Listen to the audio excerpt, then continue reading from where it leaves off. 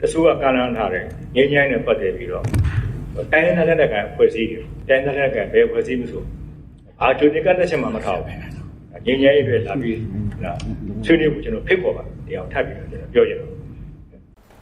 ်ဇွန်လ26ရက်နေ့ကနယ်စပ်ဒေသနဲ့တိုင်းသားလူမျိုးများဖွံ့ဖြိုးတိုးတက်မှုအကောင့်ထဲဖော်ရေးဗဟိုကော်မတီစည်းဝေးမှာအာဏာသိမ်းသမ္မတဦးမင်းအောင်လှိုင်ကငြိမ်းချမ်းရေးဆွေးနွေးဖို့တိုင်းသားလက်နက်ကိုင်အဖွဲ့တွေကိုအခုလိုဖိတ်ကြားလိုက်တာဖြစ်ပါတယ်။အဲ့ဒီအစည်းအဝေးမှာအာဏာသိမ်းသမ္မတပြောဆိုခဲ့တဲ့မိန့်ခွန်းတွေထဲကနေမှ2မိနစ်ကျော်ကိုသာထုတ်နှုတ်ပြီးစစ်အုပ်စုထိန်းချုပ်ထားတဲ့မီဒီယာကနေတဆင့်ဝါဒဖြန့်ချီခဲ့တာဖြစ်ပါတယ်။ကျွန်တော်တို့ရက်ပေါင်း100စီမံချက်ထဲမှာထည့်တ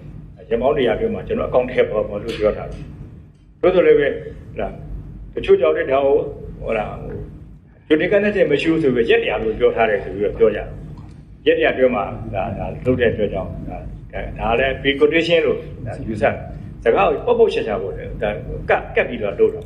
့တကယ်ငင်းငယ်လူကြီးရှင်ဒီနေ့ငင်းငယ်လူကြီးနေဒီနေ့ရောက်လာတယ်။ဒီနေ့ငင်းငယ်လူကြီးဒီနေ့ရောက်လာတယ်။အငင်းငယ်မလို့ချင်းအကြောင်းပြပြီးသူချိန်ဆွဲမှာညညတဲ့ဖိတ်ခေါ်ပါတယ်အလားပါပြပါဆိုကျွန်တော်လုပ်လို့ရတကယ်လည်းကျွန်တော်လုပ်ချင်ပါတယ်တကယ်လည်းလုပ်ချင်ဒီတိုင်းသားတဲ့ကအဖွဲ့ကျွန်တော်ပြောချင်ပါတယ် EU ကိုမြောက် EU ကိုမြောက်ကျွန်တော်ပြောချင်တယ်တကယ်ညညလိုချင်လို့ရှိရင်လာခဲ့ပါအာကျွတဲ့တမချက်မှာပြောကျွန်တော်ဆွနေငင်းချင်းရင်နဲ့ပတ်သက်ပြီးစစ်အုပ်စုဘက်ကအခုလိုကန့်လန့်နေတယ်ဆိုပေမဲ့လက်တွေ့မြေပြင်မှာတော့စစ်ကြောင်းထိုးတာတွေလည်းရပ်တန့်သွားတာမရှိသလိုလေကြောင်းတိုက်ခိုက်မှုတွေနဲ့လက်နက်ကြီးပစ်ခတ်မှုတွေကိုလည်းပိုပြီးလှုပ်ဆောင်နေပါတယ်။ဒါကလည်းတော်လိုင်းအင်အားစုတွေအတွက်စစ်အုပ်စုရဲ့ငင်းချင်းရင်ကန့်လန့်မှုတွေအပေါ်မှာအယုံကြည်ကင်းမဲ့စေတာဖြစ်ပါတယ်။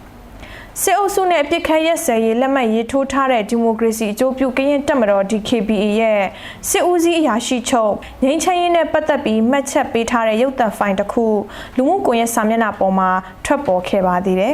။ပြီးခဲ့တဲ့အတိတ်ကာလတွေရဲ့ပြည့်စည်ရည်မှုအားနည်းချက်တွေသင်ခန်းစာယူပြီးတော့အကောင်းဆုံးပြည်ပြောင်းလဲသွားမယ်လို့အကောင်းဆုံးငင်းချင်းရေးကိုတည်ဆောက်ရမယ်လို့ကျွန်တော်တို့ကယုံကြည်တယ်။နောက်အခုဆိုလို့ရှိရင်တခါတလေကျွန်တော်ကြားတာနော်ဒီငင်းချင်းရေးဖိတ်ခေါ်တဲ့နေမှာဆွေးနွေးတဲ့နေမှာ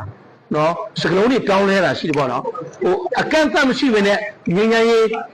းစဘောမှလာရောက်ဆွေးနွေးပါဆိုတော့အဲ့ဒါတွေလည်းကြားတော့ဒါကောင်းသောလက္ခဏာတစ်ခုပေါ့လေဒီလောက်ရုံနဲ့မလုံလောက်သေးတဲ့အတွက်ကြောင့်တော့ဒီထက်မကဘယ်လိုပြောလဲသဘောထာ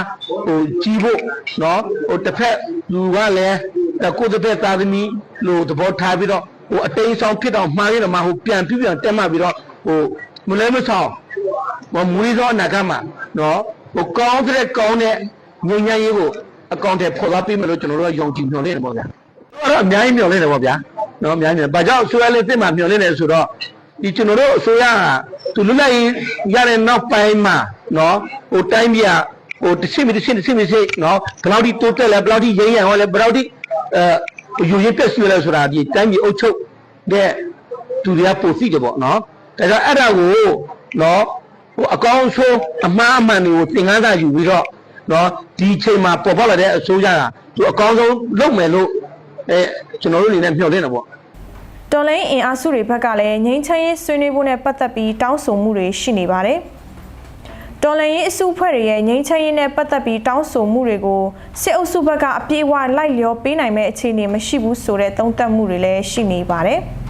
်အာဏာသိမ်းသမ္မတဦးမင်းအောင်လှိုင်ကလည်းတိုင်းသားလက်နက်ကိုင်အဖွဲ့အစည်းတွေအနေနဲ့ဖြစ်ချင်တာထက်ဖြစ်တဲ့နာကိုသာတောင်းဆိုကြဖို့အကြိမ်ကြိမ်ပြောဆိုထားတာတွေလည်းရှိနေပြန်ပါတယ်။လက်ရှိမှာတော့စစ်အုပ်စုဘက်ကတော်လှန်ရေးအစုအဖွဲ့တွေပြိုကွဲသွားဖို့နီလန်မျိုးစုံတုံးပြီးစ조사နေတာပါ။တော်လှန်ရေးအင်အားစုတွေရဲ့လက်ရှိအခြေအနေဟာတဖြည်းဖြည်းပြန့်ကျဲလာပြီးအင်အားလျော့နည်းလာတဲ့ဆိုတဲ့သုံးသပ်မှုတွေလည်းရှိနေပါတယ်။ဒါနဲ့ပတ်သက်ပြီးကရင်လူမျိုးတရားလွတ်တော်ရှင်းနေစောဘဦးလေးကအခုလိုတုံ့ပြန်ပြောဆိုလာပါတယ်။လက်ရှိထီတီကြံ့ခဲ့တဲ့ကရင်မျိုးသားစီရုံ KNU ဒီကျွန်တော်တို့နိုင်ငံရေးခန့်စားမှုပေါ်မှာအခြေပြုပြီးတော့တည်ဆောက်ထားတဲ့တော်လှန်ရေးအဖွဲ့အစည်းမဟုတ်ပါဘူး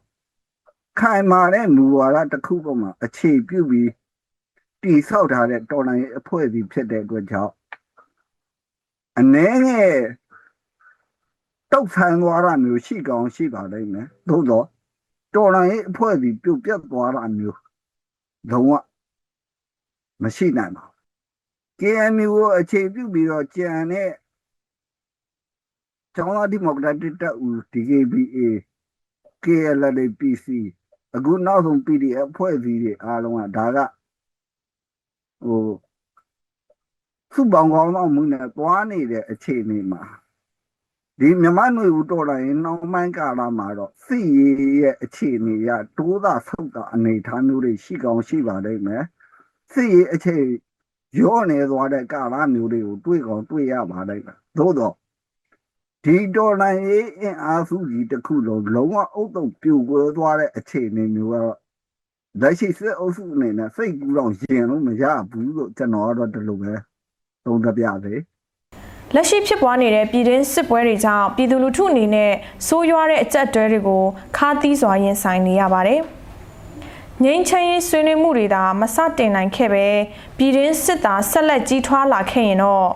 မြန်မာနိုင်ငံရဲ့အခြေအနေဟာကျဆုံးနိုင်ငံတစ်ခုအဖြစ်ရင်ဆိုင်ရမယ်လို့ပညာရှင်တွေကသုံးသပ်ထားကြပါတယ်